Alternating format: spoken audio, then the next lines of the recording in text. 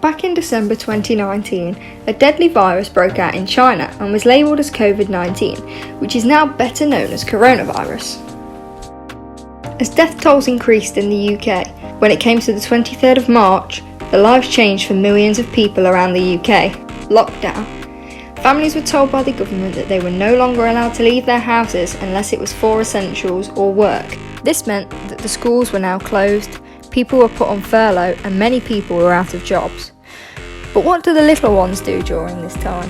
How do we keep them entertained and learning? Keeping children preoccupied and entertained is difficult enough without having to consider a 3-week lockdown. So, how can parents keep their children learning during this time? For me, I spent lockdown at my sister and her fiance's house, along with their 2 young children.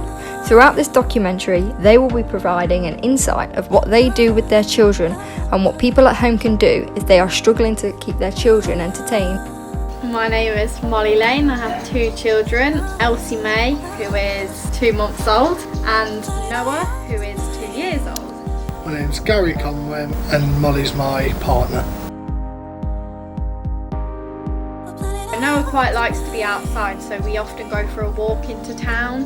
And since the lockdown, obviously we can't go and feed the dogs or go to the park anymore, which is something he enjoyed doing.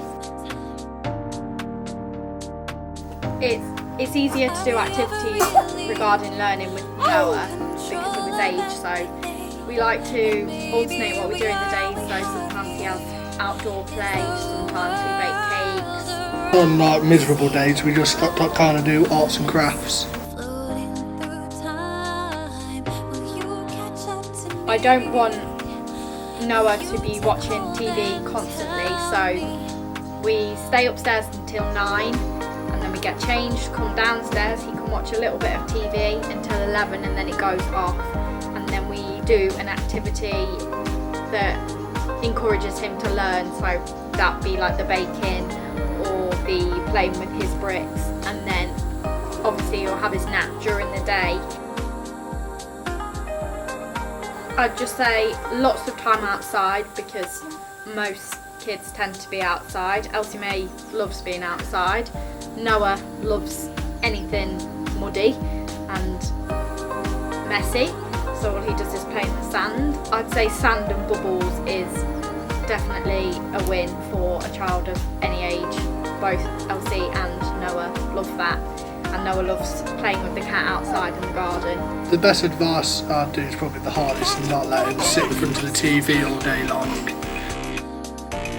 The hardest thing for everyone, it's not seeing grandparents, not letting him see them. Like Noah can't see his grandparents for his birthday, I won't be able to see mine.